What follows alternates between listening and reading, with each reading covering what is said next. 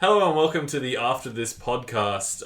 We are essentially here to explore the topic of human unification and what's next for the human species. Obviously that's an enormous topic, so it's probably going to take a while. And we're planning on being here for a while. So this is the introduction, and there's three of us here. So my name's Daniel. I'll introduce myself last. Here's Carla on my left, and introduce yourself.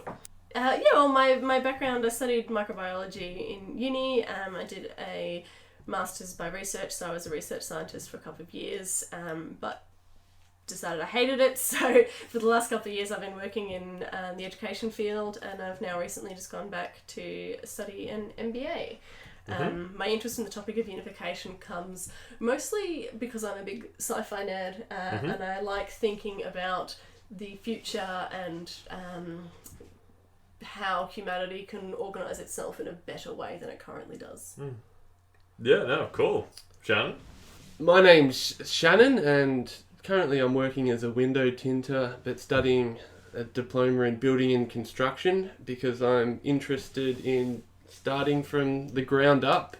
I want to learn to build my own house, grow my own food, and I'm interested in aquaponics and permaculture. And that's what unification means to me, is learning how everything goes and bringing it all together and living as one with my environment. And as I said, my name's Daniel. I did political science at university. I went to high school in England as well, which was a real learning experience because I'm from Australia, like the rest of us.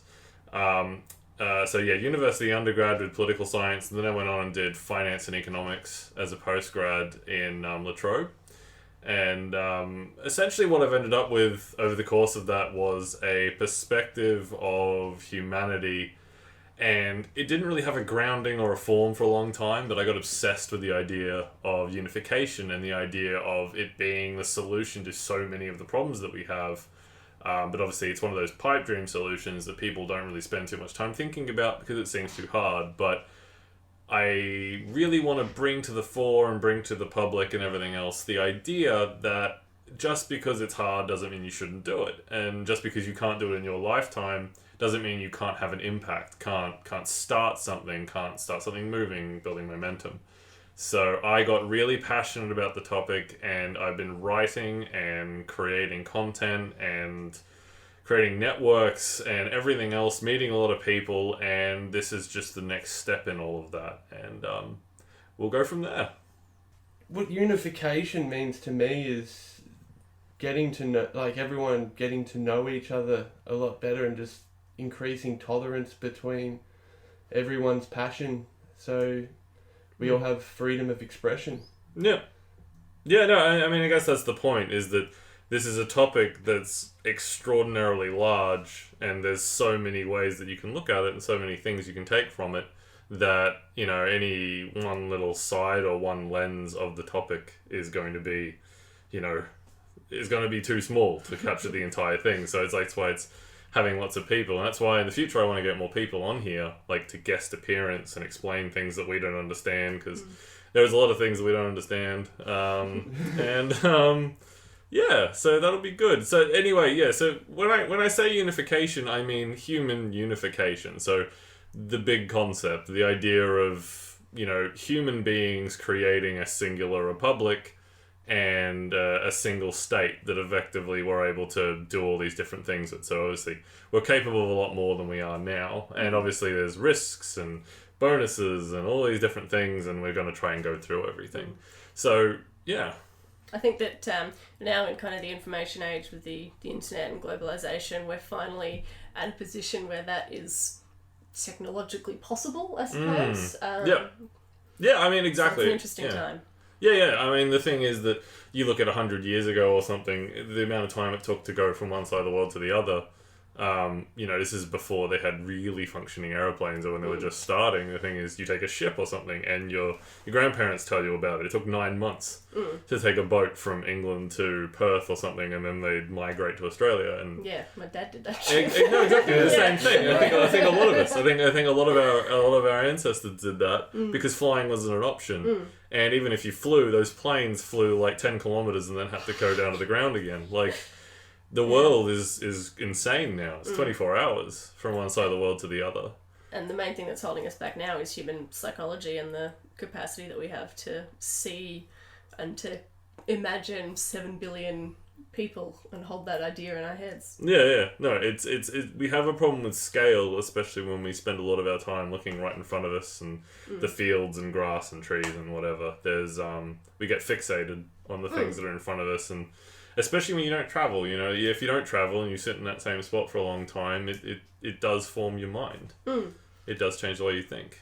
We become a product of our environment, some would say. Yes. Exactly. No, absolutely. That's exactly what happens. I mean, that's why I think the craziest stories and the craziest fake news things and everything that were coming out of the Conservatives that you get, the people who are sitting in the middle of nowhere who have never gone anywhere are the ones that are most likely to believe it because they have no experience otherwise. It's lifetime listening to Fox News or whatever it is. So, it forms your opinions.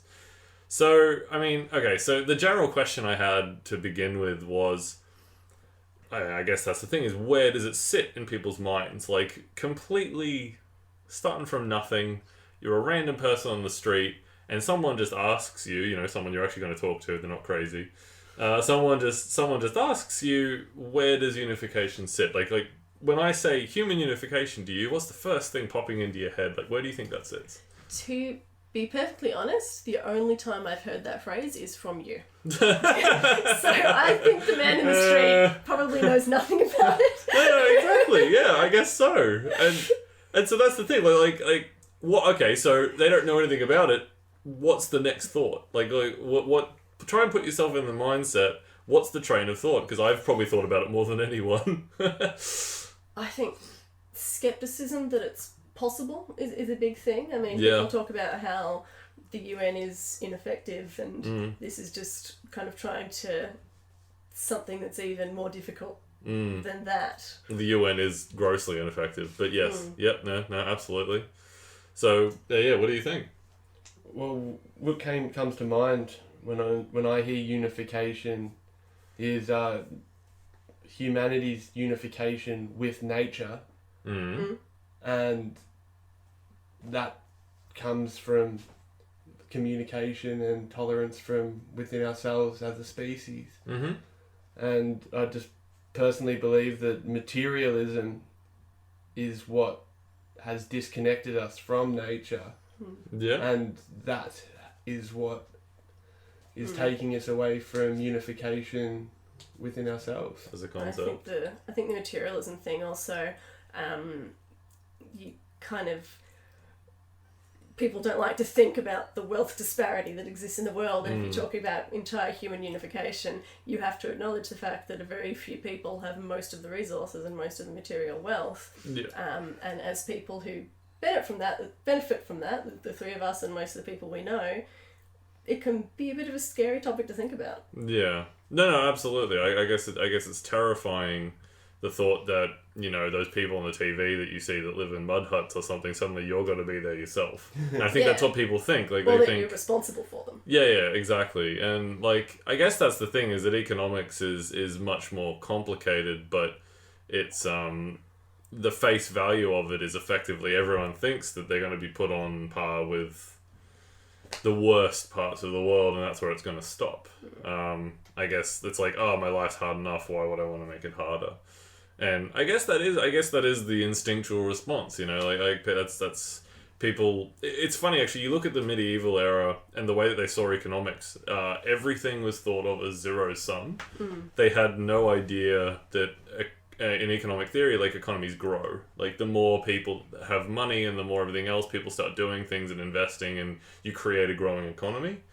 Whereas in the medieval era, everyone assumed there was no growth and everything was, I have it or you don't or whatever. And kings and queens thought the same way. It was, that guy has that area that's really rich. I want that area that's really rich, so I'll take it. And it wasn't until economic theory developed later in the millennium, I suppose, that they started to realize that you can do things and grow economies and things. And it's almost like we've gone back to the point where it's like, I have finite this. If I break it down, it's going to get worse for me. But yes, then I guess it is skepticism. So, and I'm optimistic about the physical possibility of everyone having enough resources to stick on the materialism side. I'm optimistic that is possible. Depending on what day you ask me, I'm sometimes optimistic and sometimes skeptical as to whether or not it's, possible or likely for human beings to get it right. Yeah. No, absolutely. No, absolutely. It's almost inevitably going to be a big mess at the beginning. Like, before you figure out how that would work, like, that's one of the most insane projects you can possibly think of in terms of scale and capacity. All right. To bring it back, when we say unification as a concept for human beings, what are you picturing in your head? Ooh, I'm picturing... It's a bit of a difficult question. To get a solid idea. That's the thing. It's like in your head. Just think. Okay, someone says humankind's unified. Click. What's popped into your brain? Like, where are you? What does it look like? What's the world essentially like? I think fixing the wealth disparity is a big part of it. Trying to get rid of the super rich and the super poor and just have everyone living, as Shannon said, a bit more in tune with nature, and that we're not obliterating the natural resources. Exactly, yeah. And where everyone is educated enough and healthy enough that they can be productive members of society. I think that it's most of the crime and the bad deeds. I mean, obviously you're always going to get some psychopaths who just like hurting people, but generally it's people who don't have much in the way of other options. Desperation is a major factor, absolutely, and disconnection from the society they're in. I mean, what do you think? Like, what do you see in your head when you think about it? I just see people finding themselves within smaller communities, and those communities being at one with other communities, and therefore it forming a bigger conglomerate that we can effectively communicate with each other. I guess it's about terraforming Earth back to more of its natural order, and therefore people can find themselves still in these cities, still in the way the world's going, but the further away you go from these cities, rather than the destruction of, natural habitat, we become one with natural habitat. We still have the luxuries of these cities, but so more about going towards like more renewable energy and things. So renewable energy is like what we're doing with planting trees and on top of buildings and whatnot. That's and using that because humans and plants and trees and nature, we have that relationship where we breathe in oxygen and we breathe out CO2, and trees breathe in CO2 and breathe out oxygen. So it's about restoring that balance, and I just find that through education that we may have lost sight of what we've relied on to get to this point, and I find that that's pretty much where this insecurity that we might be finding ourselves in these days, because... And I think the concept of green spaces within cities, I think certainly city of Melbourne, where we all live, is really kind of pushing that at the moment, and they're making more pedestrian focused spaces as well, and more energy efficient buildings and solar panels and lots of greenery on the top of buildings and on the side of buildings, and that has a lot of positive psychological effects for the people as well. I mean, I guess that's the thing, is that it seems like the general point that we're trying to make is sort of about community. It's sort of about recreating a sense of community between people. And I wrote something about this a little while ago, and it was about like how we've sort of lost the churches and religion and all that sort of thing. Like it's fading. It's not gone, but it's definitely fading from public consciousness. We're getting less and less about organized religion, and it's like we're trying to figure out how we keep the community there of people, even though the religion itself is fading. But we haven't really figured out how to replace it properly. It's like it used to be this hub of all these people. Like everyone would come there and they'd see each other and do things and plan things and whatever. It was kind of a routine everyone was stuck in, and it's something they had in common. But the thing is, we've realized, we may not believe in religion or whatever it is, and the thing is, these churches have gone, and we haven't quite figured out what to replace it with. There's not the same anchor for communities in the same way. We're kind of more of a disconnected kind of internet community, I guess, where we have like these little micro groups all over the place. But maybe that's a good thing. Like maybe what you were saying is finding these smaller community groups of people we're good with. I guess it's just the balance of that with us all hating each other from our small groups instead. Well, that's it. It's like that's what they're sort of saying these days. The best way to get people to talk through social media is to post something that people dislike, and that's when people will start getting engaged in. So I think with this new age of like communication and the fact that our voices can travel and they can spread instantaneously across the world is, getting people to communicate and be heard from these, platforms that we can create in our homes, and expanding voices that way. And I think there needs to be a bit of focus on getting, I think as you said earlier, Shannon, getting these small groups of communities to talk to each other as well. And while the internet has been so good at letting us talk to people who are geographically distant, it really has had the effect of creating these bowls of culture where you just talk to your own people and hear from your own people. Yeah. And I think the AI algorithms to do with, if you like this, you might like this, is really making that worse. Yeah. And I think there need to be some kind of addition where it shows you the opposite opinion sometimes. Or, it's a tricky problem to solve because, I guess that's the thing, is they're trying to they kind of feed people kind of emotional selling. Yeah. That it's like, you're committed to this tribe and this thing, so you should buy this thing that reinforces that. Whether it's, whatever the fuck it is, music festival tickets or a MAGA hat or whatever it is. It's just like, you're getting pushed into these groups. And it's really funny because, like, you see it on social media especially, and you can see these divisions getting ridiculous, is because when one side, you effectively see, like, this is our argument for our side, and this is the problem that we have with the other side. You go and find the other side and find what they're talking about. It's like they're having a completely different conversation, and it's like, yeah, but we don't agree with them because they want this thing.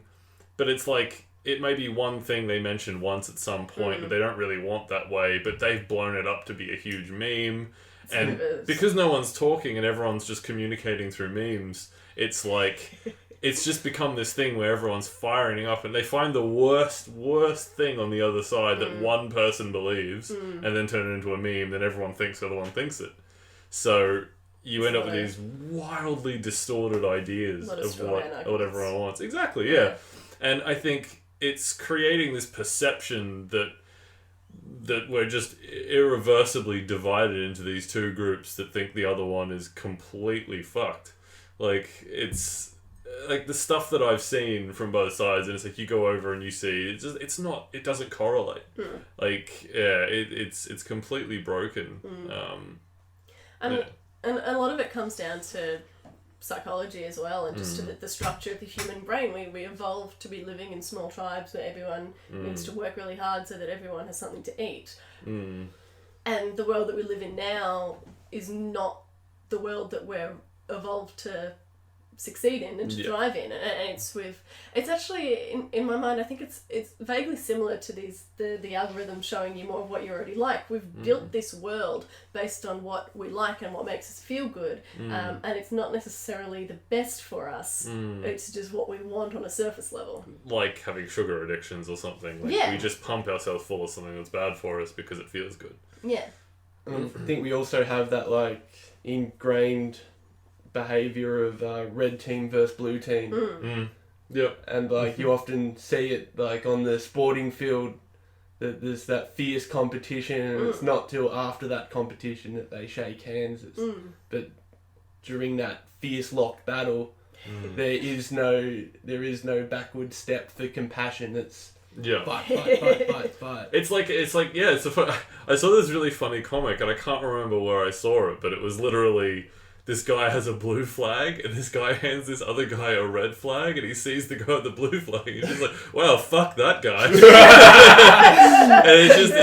it happened 5 seconds ago, but like that's exactly what happens. This is an argument I was actually making in something I wrote ages ago, which is kind of like the lens of tribes, which is like, imagine, so put yourself in this situation, right? Put yourself in this situation. There's a Melbourne competition, right? And what it is Northeast Melbourne versus Northwest Melbourne. Well, I know what side I'm on. Exactly. You immediately identify with the part that you're from, and it's like, well, yeah, because the other one sucks, because it has, I don't know, Broadmeadows and Sunbury and all that sort of stuff, and you just start listing places you don't like. Most of the places you've never been. Exactly. The other thing is, but you have some idea about it. You could say it with any other part of Melbourne that's not your bit. Because then you could subdivide it into Northeast, so inner Northeast and outer Northeast, the bit you live in, the bit you don't live in. But then, like, you take that a little bit further and you say, okay, well, one of the teams won or something. Now we're looking at Melbourne versus Geelong. And immediately, the guy from Broadmeadows is fine, because the guy from Geelong sucks more, because he's further away. And then it's further again, he's like, okay, Melbourne versus Sydney then, or Victoria versus New South Wales.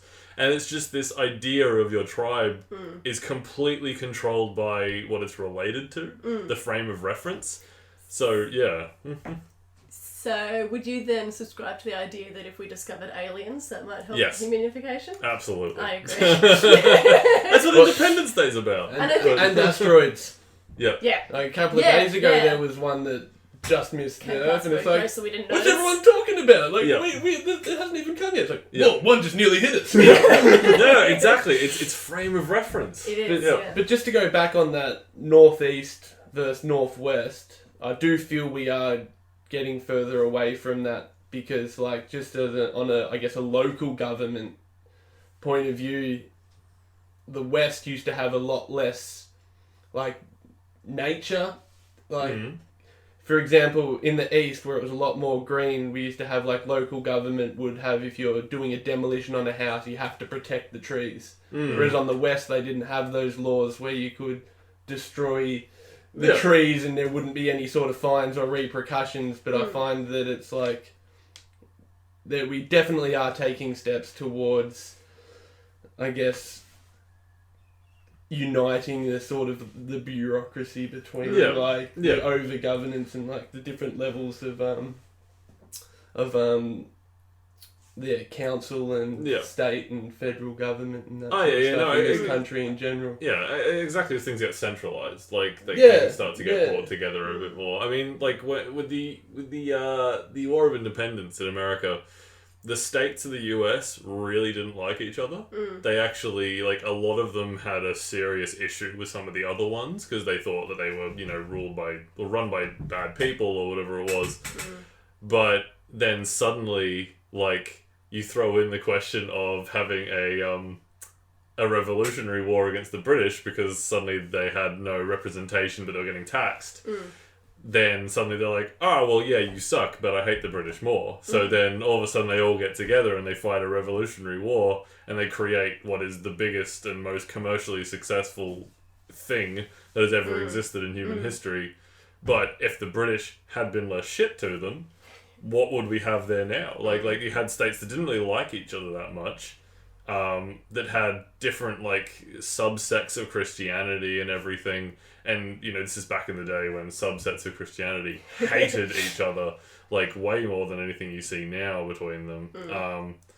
And you just have no America. So you have no NASA, you have no internet, or maybe you'd have internet later or something. But the US military wouldn't have invented it. It's like you just wouldn't have the country because But I'm totally on board though. The aliens thing, absolutely. Like without some frame of reference, we don't seem to be able to get over that hurdle. Like whatever the bigger, we have our lens stuck somewhere, and we can't be friends with everyone in the lens. It needs to be a bit bigger until there's someone else there, so we can go, yes, you suck, but they're worse. And then the kids of the kids of the kids start saying, I don't get what we were fighting about. Like what you have now, like what you have North Carolina and Virginia or something. The kids there conceivably couldn't imagine a world where they're different countries, but at the time it was completely real. So it's a weird position. As someone who knows a lot more about politics and history than I do, this might be a bit of a tangent, but do you think that America is at a point now where the way it does its democracy has to move to something new, and maybe America first and then the rest of the world to follow? It just seems that the problem is worst where they are. Look, the thing is, America has a lot of laws in it that basically make it so that one person is invested with a lot of power.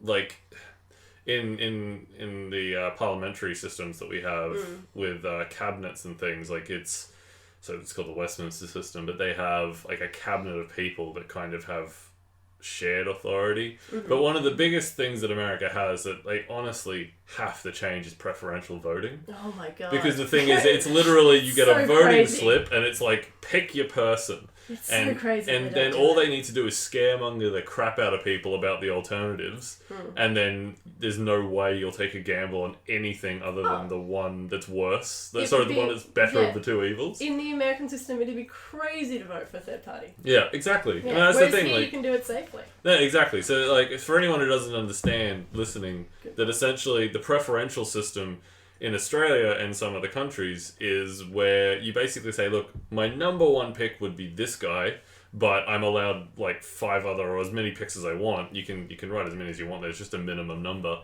And if your first pick doesn't get enough votes to be voted in, your vote automatically goes towards the second person. So what you can do is you can say, I would really like this third party person, but I'm pretty sure they're not going to win, so I'm going to do the other one second. The one that I still like second, and then at the very, very bottom I can put whoever I hate, i.e. Donald Trump, and then your votes go in those order of votes. Whereas the thing is, the American system, it's I have to pick one person that gets my one vote. So the thing is, you have other parties that have sprung up there, like there was the one associated with Bernie Sanders, there was the one associated with the Greens, so Jill Stein. There's been on the other side, there was the Tea Party and all that sort of stuff, but the thing is, what they had to do was they had to basically just join the big party, because there's no hope for a third party to get voted, because everyone is so pumped and afraid that they don't want to take the chance of voting for a third party. And obviously that's actually part of what happened, is a lot of people voted for Jill Stein who would have liked to have voted Democrats. But obviously that just diluted the Democrat vote, and then obviously the Republicans end up winning. So it's completely buggered. Yeah. Like at some point maybe that system was better. Like maybe early democracy, because early democracy for the US was they'd all read about ancient Greece and ancient Rome. No one had really done democracy since then. But they were like, look, we're going to go back and re-attempt that because it was being attempted. And so they kind of made their own version of it. They're like, yep, this is how Plato wrote it out in the Republic and all that sort of stuff. This is what I think would make sense. We're going to try it. And all the Europeans were like, you're insane. It's not going to work. So early democracy for the Americans was what they're still doing, which is basically just pick one. So you don't have to get forced on someone. But we've realized there are problems with that too, especially with mass media and stuff. Yeah, and I feel like, again, with the technology that we now have, I feel like it's possible to do some new system. I have no idea what that system might be, but I feel like there's something new that might be coming, and I'd be very interested to see what that is, and if it does foster more of a human-wide unification. Yeah, no. I mean, so there's lots of things people have talked about, like the direct democracy stuff, which was to do with having every vote that ever happens in a country online. So basically, that everyone logs in, and like instead of having a parliament or a congress, you basically just have everyone directly voting on it through an online system. So that like something comes up, everyone gets to read and do it. But the thing is, obviously, part of the problem with that is you'd have a lot of misinformation flying around, and you'd have a lot of people who have barely read anything getting all their friends to vote for their thing, and it could work, it might not. There's just issues with it, but it might work. it might be a good idea if we can get it right, but it's at the moment what they're not sure how to get over those issues. I think you'd need to solve the bubbles issue first. You'd need to stop the trend. Again, this is probably more of an American trend than an Australian one, but the anti-expert sentiment, and you'd need to fix the bubble so that people actually are able to get information that is real. No, but that's people who know what they're talking about, because that's what they do.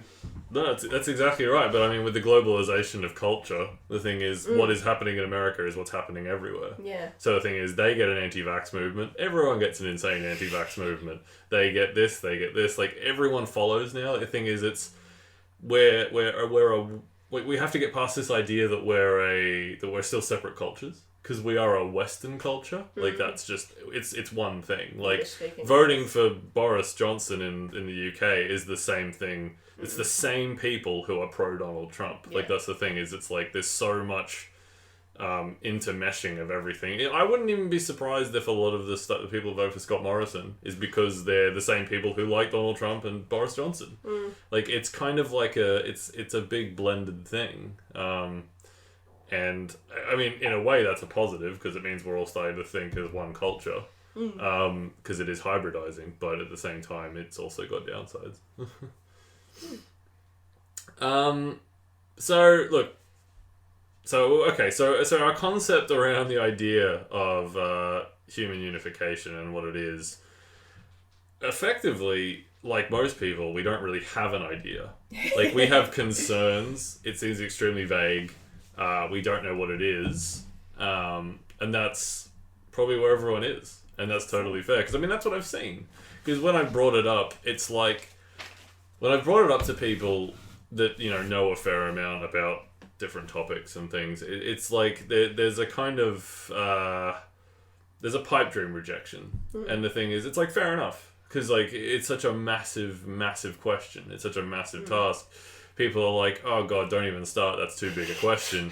But it's like, I fair enough. Look, like you're right, it is a massive question and we have things we need to solve. But I think the big thing, and I heard this on the BBC recently, which is a concept called, what's it called? It's called temporal decision making or something. And it's basically where there is so much going on around us right now that we have the complete inability to see anything beyond the next 5 years. Right.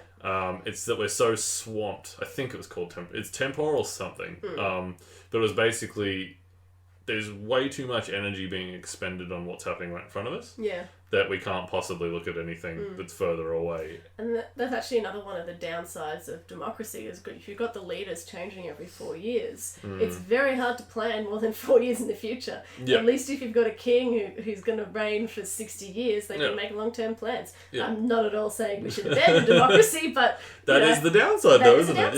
Yeah.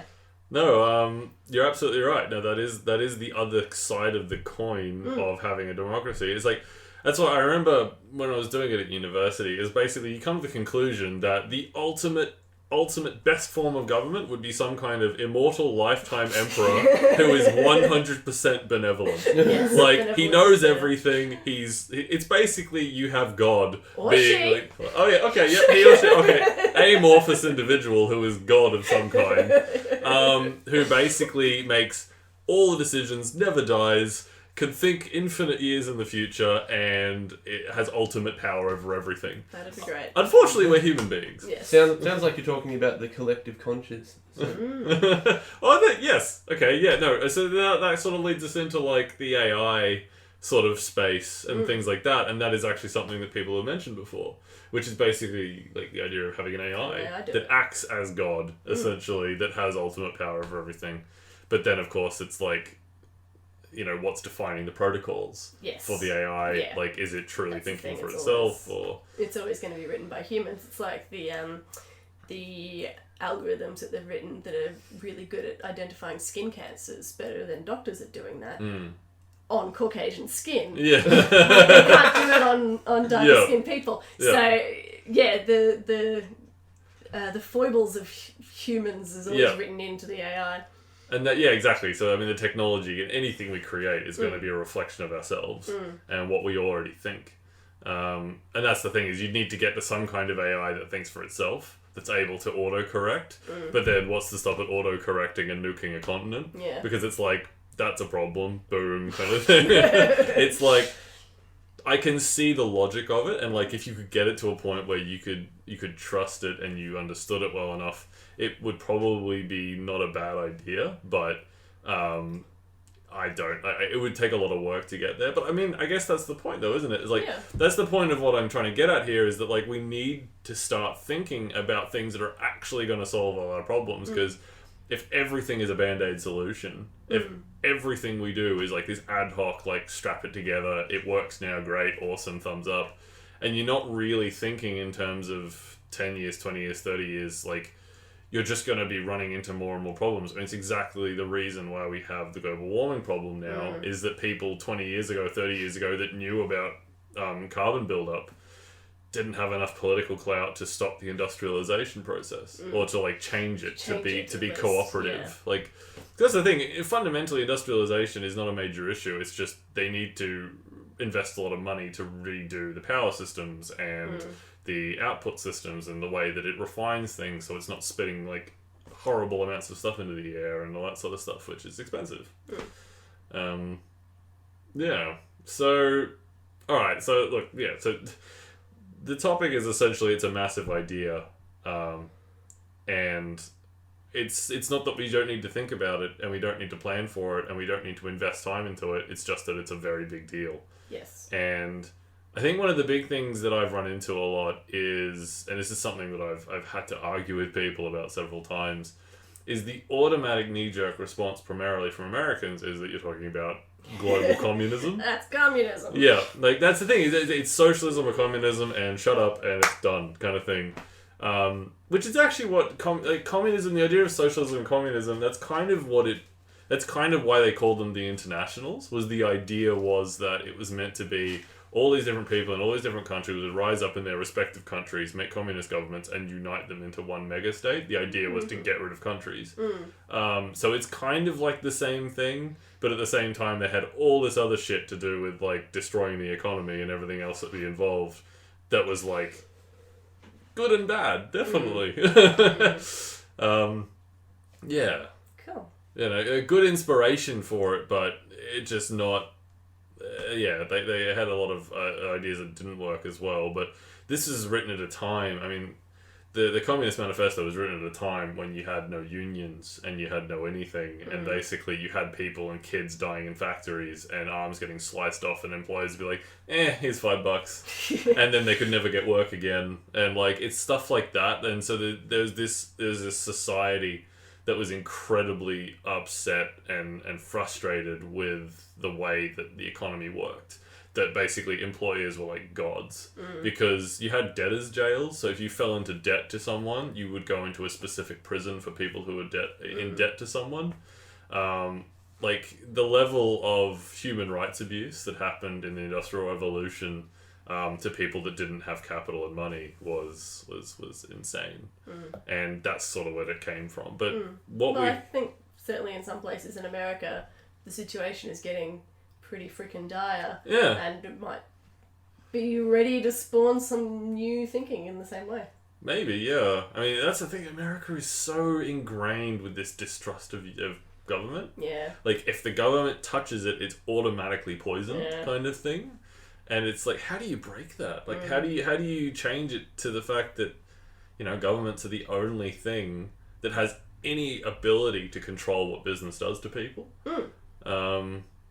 Yeah, I guess, and that's part of the book I was reading at the moment, is that, like, they see it as, like, all these businesses dying, these towns shutting down, the manufacturing, so the plant's gone, the factory's gone, no one has any work, everyone's starting to get addicted to drugs because of the opioid crisis, and it's like, this has gone to shit. Yes. And all they want is the business to come back so they can get jobs again. So if you don't travel, you don't see anything else, you don't understand anything else, you understand the world around you. It's like, if I put regulation on top of this, what, we're going to kill the two remaining businesses, kind of thing. Like, that's how they see it. That's how they experience it. And it's really, like, it's just, no, you're going to take the $3 million that the boss has and give it and distribute it out to the workers. Yeah. Yeah. Yeah. What do you think, Shannon? I think just from the whole idealism thing of, like, what do we need to achieve unification, is first just to take small steps that we can all sort of agree on and start focusing on that, because that's what will ultimately, you know, get us out of this 5-year, you know, sort of can't see past that. So we've got to take small steps towards that. Yeah, and I guess that's the big thing is, you have to identify. It's a big goal, but it's the sort of thing that, and this is absolute introduction. We haven't gone into virtually anything in detail. We're just randomly tangenting, brainstorming. But that's exactly. But the thing is that you're right. It's about identifying these small steps that effectively can take us in the right direction. Because obviously, any massive task, any massive project any of us have ever done, it's about making it into bite-sized pieces, so you can have some impact on it. Like, I guess that's the key thing here. Is just, I'm not saying that people should do it immediately. We shouldn't click our fingers and the UN should flick over to a global system, whatever it is. It's like, that would be ridiculous. It's more about identifying that it's the desirable endpoint. Yeah, I think that's And basically seeing that it's where we want to go, and if we can get everyone to acknowledge that it's a desirable endpoint, that would already be an incredible thing to achieve. Yeah, it's not going to be perfect. Then everyone could start getting involved. Like, exactly. Is that not what unification is? Yeah, no, exactly. Right. It's just about getting to that point, and then people starting to think, what could we maybe do? If I'm dead and that has occurred, like, people have started to ask that question in more numbers, I'm going to be perfectly happy with that achievement. That is fantastic. It's just about moving it from anonymity to something people talk about, and I guess that's what the purpose of this is. Yeah, so I have heard the term from someone other than you. Yes. I know a bunch of people who talked about it. I know a bunch of organizations that talk about it, but they're so splintered. Yeah. And it's so in the furrows, and you don't hear from them, and you never hear about them, and no one knows who they are. And that's testament to how ineffective it's been so far. So anyway, so thank you, everyone. We're going to wrap up with that very, very broad introduction with lots of tangents. And we'll see you all again soon. Yeah, thank you. Thank you very much. See ya.